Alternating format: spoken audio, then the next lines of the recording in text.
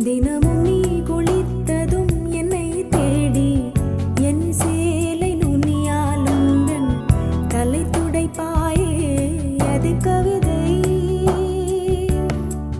திரு